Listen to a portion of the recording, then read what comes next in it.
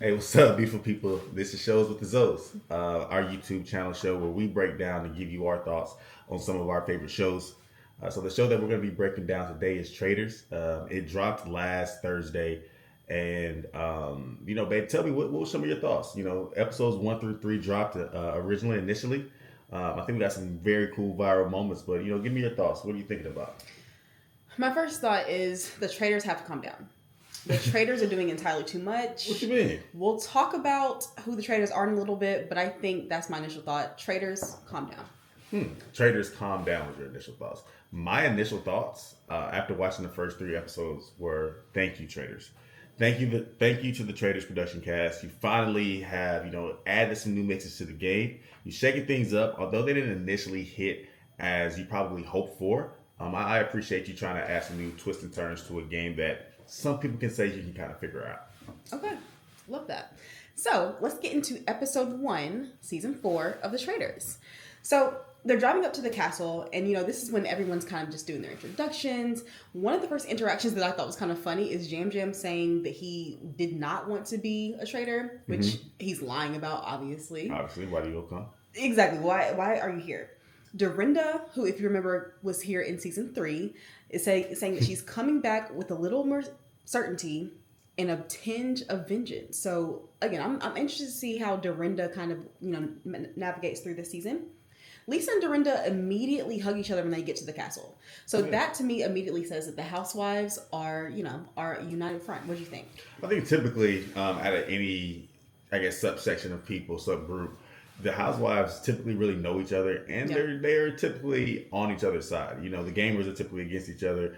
The lovers, in a sense, they may have previous beef. They may have dated each other's ex, or just like last season or something like that, did a friend dirty. So, I think that the housewives did a pretty good job, or traditionally do a good job of coming together. So, that piece wasn't as surprising to me. I thought it was actually pretty cool.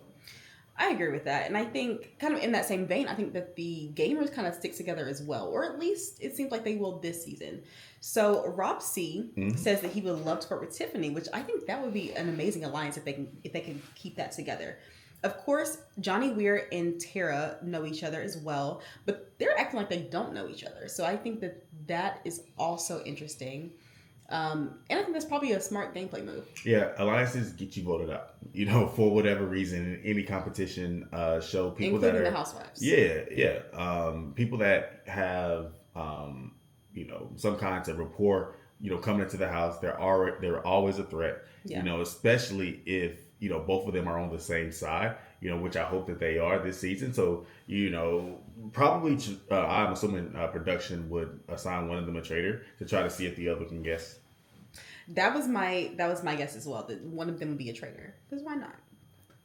So after everyone has kind of greeted each other, Alan comes in his little kilt. He looks fabulous. He has a bunch of people with hoods and face masks following him. And he lets them know that there's a new twist this season, which is they're going to be choosing a traitor in plain sight. So there's a secret traitor, as they're calling it. What did you think about this new twist? I thought the Secret Traitor was the twist that the game has been missing. I think for the last 2 seasons, if you really go back, the Traitors production cast have tried to add little things, to try to add different twists to the game, to make it more excited, and add different elements, to create a different spin to it. So I think what they did this year of adding the addition of picking a traitor in plain sight on day one, before you even get to the house, it made people get on their gameplay a lot earlier. You didn't get the opportunity to really learn the personalities of the other guests. Yeah. You had to kind of take what out of that, maybe 5-10 minute interaction that we saw, and really assess, okay, who was acting different. I agree. So how this is going to work is each person's going to be called up by Alan. They're going to be facing the rest of the cast. Alan is going to open a chest. If that person is chosen to be a traitor, they will have a traitor card. And if not, that person will have an empty chest. So something that kind of stood out to me. So Candiace was called first, which again, I love that Candiace is here. I love Candiace Dillard Bassett. Love her. Donna Kelsey was stone-faced. Yeah. Which I didn't know how to read that. I thought Colton kind of had a bit of a weird reaction. I honestly thought that Colton was the secret traitor at first. What were your thoughts? I thought, Donna Kelsey probably had the same look on her face as she did last year during the Super Bowl. As, the Eagles are running it up. She's just looking like she's seen a ghost. Like, how did this happen? So that initially threw all of her, castmates off. And they were kind of, initially kind of getting on it from that. Colton and Michael, to me, I thought they just saw the funniest thing that they could, because see, they both walked back up laughing and smiling and giggling like, little schoolgirls. So, their reaction kind of threw me off. I initially thought it was either Donna or Michael, just kind of based on their reaction. But then I kind of went back to Michael and thinking, okay, he probably wants to be a faithful, so he's happy that he made it through kind of phase one. Oh, that's that's kind of my thought. And then lastly, Rob C. When he went down, and people were like, "Hey, we gotta work with Ron." Rob Caroline, her big brown suit. She wanted to work with Ron. Miss Detective. Rob. She was in there looking like Inspector Gadget for sure. With the brown suit on, but she was like, "Hey, we need to." On the way down, it's like, "Hey, we need to work with them." On the way up, it's like, "Oh, he's a threat." So I thought that was pretty interesting. To whereas some people are saying, "Hey, we need to work with him," others are saying he's a threat. Either way, I think that makes him a target. So I think that's probably not the best for Rob C there. So again, we are not told, the audience is not told who the secret traitor is, so we are left to guess. And I kind of like that because we've been asking for a change in that way. I want to kind of play along with the faithful. I want to know, or I want to try to guess who's the traitor. So I thought that was a good touch there. So next, everyone enters the castle. And you have Monet and Jam Jam immediately clocking Mama Kelsey. Yeah. So I thought that was very interesting that from the second that they walk in, again, they're like, "Oh, you think it's Mama Kelsey? Okay, me too." I told you, Mama Kelsey had that stone look on her face. And it's like, hey, either you seen the way you go out or, you may be that secret traitor. And so I think anything that's outside of the ordinary, anything that's outside of the normal person behavior, and I think it's kind of a disservice to Donna because if you really look at the cast of this season of Traitors, right? Yeah, you have some of the housewives that may be a little older. I really believe Donna, from an age standpoint, is kind of towards herself.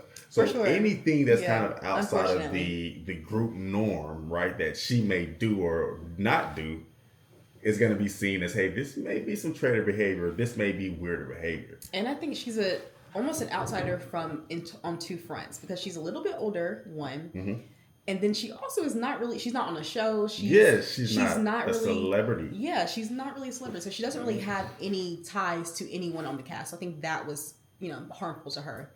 Okay, so the round table now begins where Alan is going to choose his traitors. So at this point, and let me know in the comments who y'all thought were going to be traitors before the season started.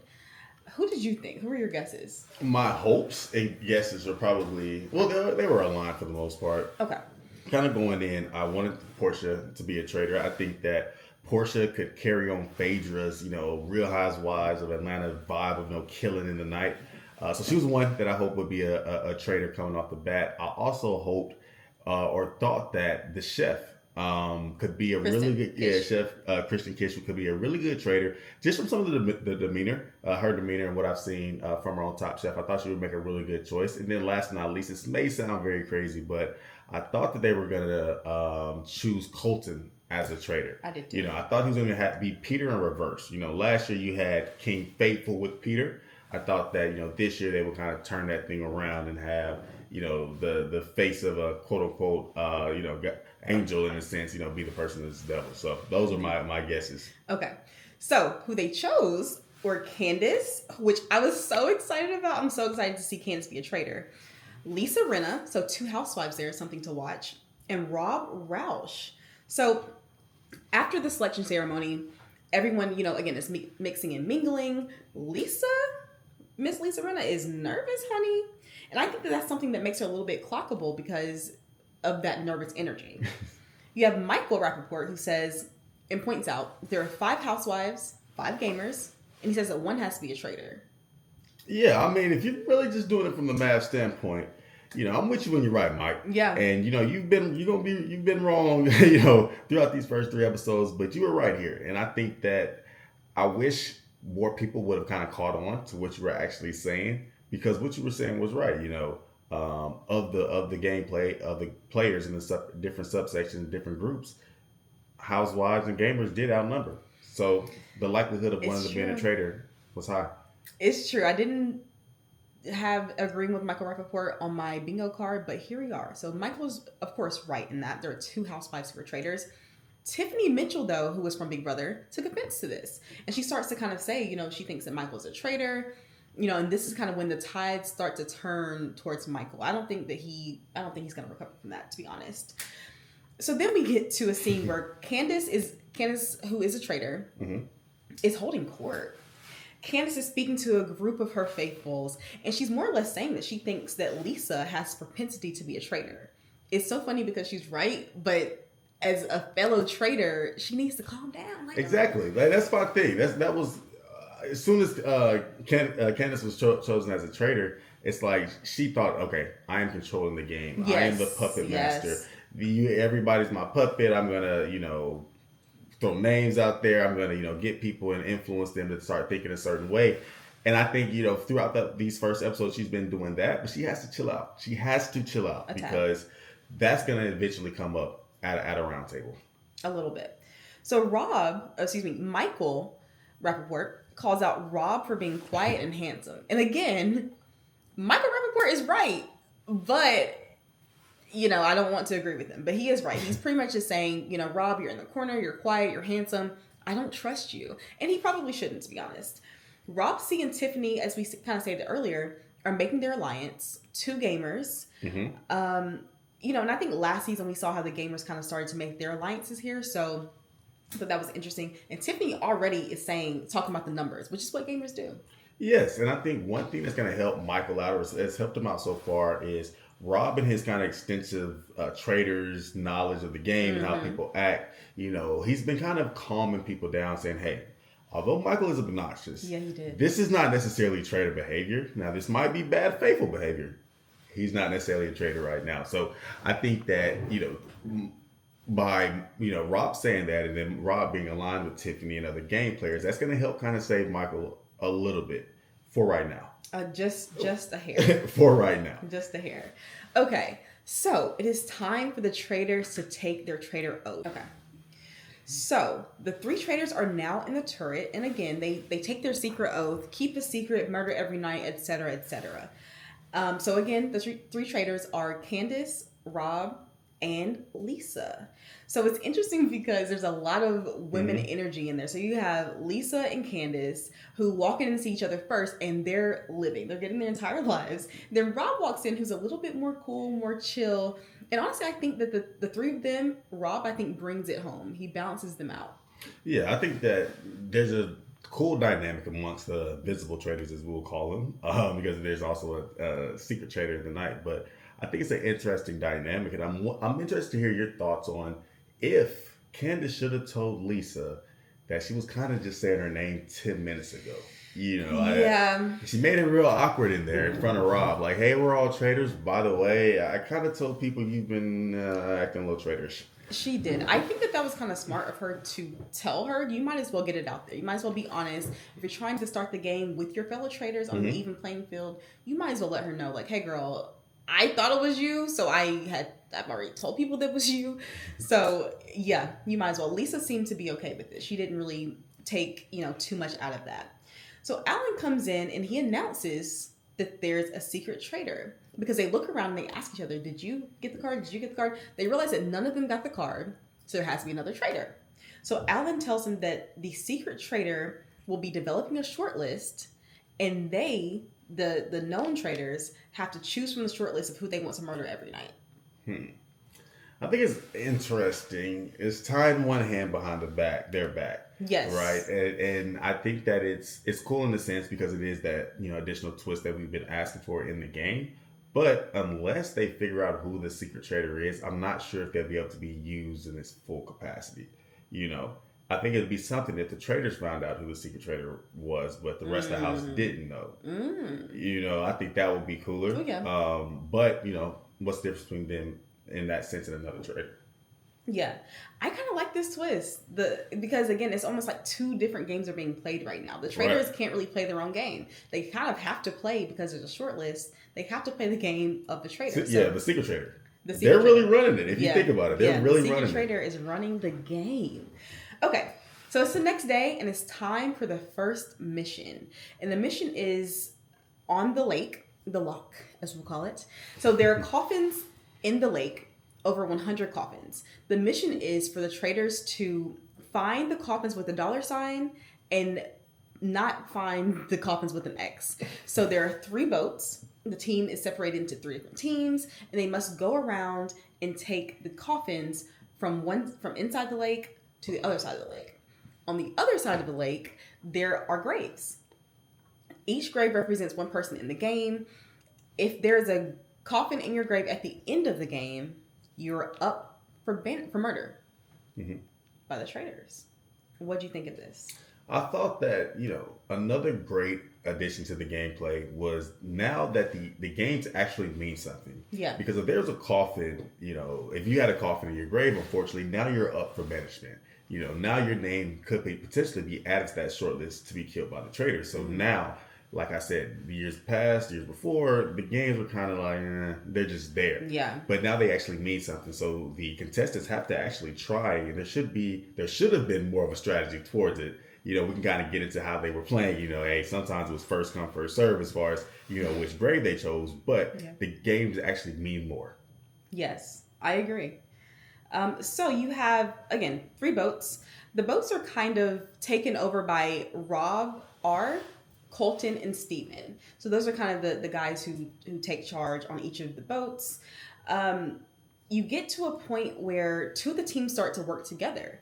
So they're pretty much saying, I won't put my coffin in your grave if you don't put your coffins in ours, which I thought was very smart of them. Again, a gamer, Natalie, came up with that strategy. So, what do you expect? It gets to a point where Candiace wants to put the coffin in Donna's grave, but Ron stops her. Yeah. And then Michael wants to put the coffin in a housewife's grave, but Candiace stops him.